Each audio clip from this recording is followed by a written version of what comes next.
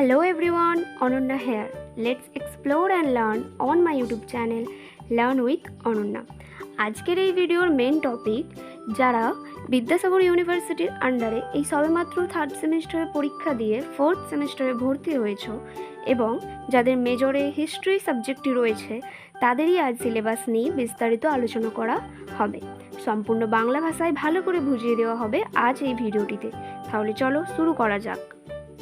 Fourth সেমের history মেজরে যে সিলেবাসটি রয়েছে তাতে মোট 3টি পেপার রয়েছে, A2, A3 and elective papers.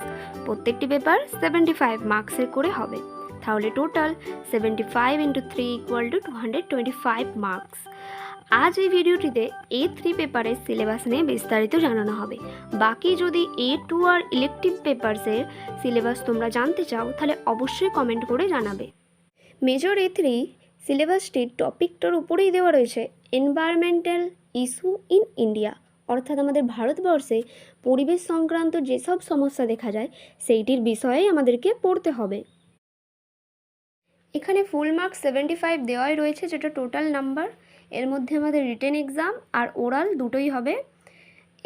Course অবজেক্টিভসে বলা রয়েছে, this course intends to provide an extensive and deeper understanding of environmental issues and its impact on society. To history student, it focus on the impact of environmental status in different regime of historical times.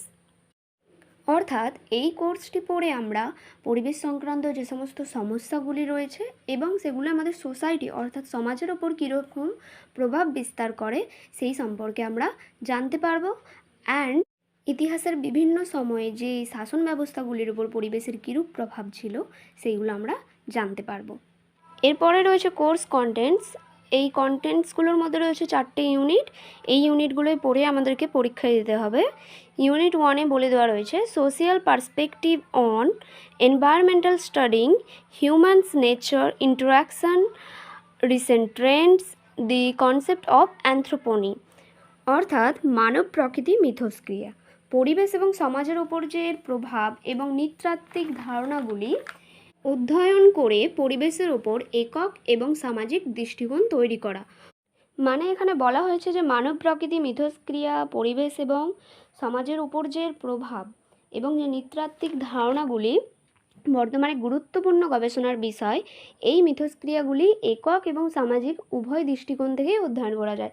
একক যেমন মানুষের ক্রিয়াকলাপের ফলে যে পরিবেশের উপর প্রভাব পড়ছে সেইটা, আর যদি সামাজিক বলা হয় তাহলে সমাজের বিভিন্ন কর্মকাণ্ডের ফলে যে পরিবেশের উপর প্রভাব পড়ছে সেই বিষয়টিকে তুলে ধরা হয়, যা মানব সমাজের পরিবর্তনশীল প্রকৃতির ওপর আলোকপাত করে।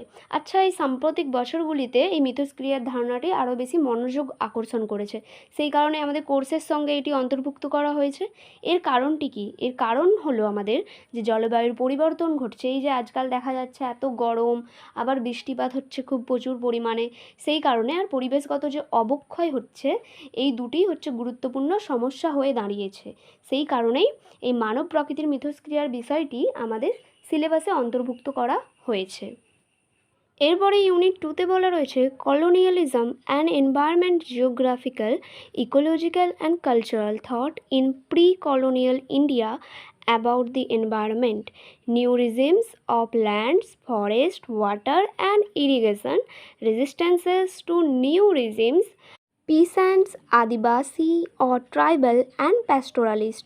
অর্থাৎ এখানে বলতে চেয়েছে ঔপনিবেশিকতা এবং পরিবেশ সম্পর্কে। প্রাক ঔপনিবেশিক ভারতে পরিবেশ এবং নতুন শাসন, ভূমি, বন, জল এবং সেচ ব্যবস্থা নিয়ে আলোচনা করা হয়েছে।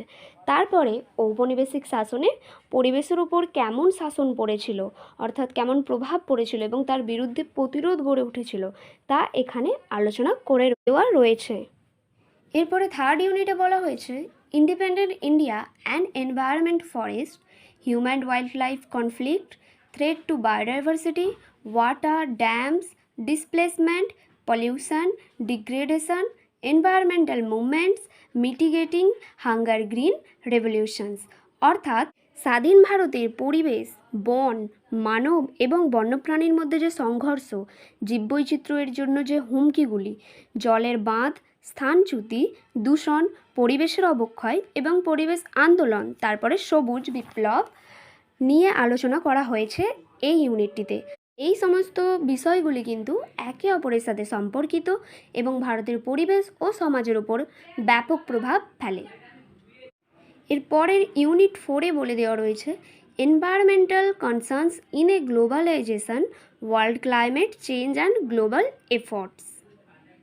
এই ইউনিটটিতে কিন্তু বলে দেওয়া রয়েছে সেই ছোটোবেলাকার আমরা যেটা 9-10-এ পড়তাম, বিশ্ব উষ্ণায়ন কী, তার প্রভাব কী, সেইটাই বলে দেওয়া রয়েছে যে এই বিশ্ব উষ্ণায়ন যে হচ্ছে, আমাদের পরিবেশ যে চেঞ্জ হচ্ছে, এইটার বিষয়ে আমরা কি কনসার্ন নিতে পারি, যে এনভায়রনমেন্টাল কনসার্নগুলো নিতে পারি আমরা।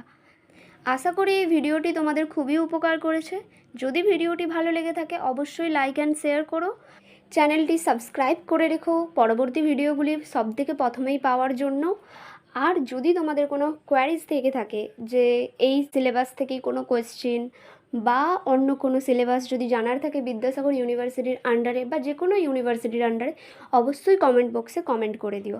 আমি যার কমেন্টে সবথেকে বেশি লাইক পড়বে, অর্থাৎ মেজরিটি অফ ভোটস যার কমেন্টে থাকবে, তার কমেন্টটা নিয়ে পরবর্তী ভিডিও বানাবো। আজকের ভিডিও এখানেই শেষ, দেখা হবে আবার নেক্সট ভিডিওতে।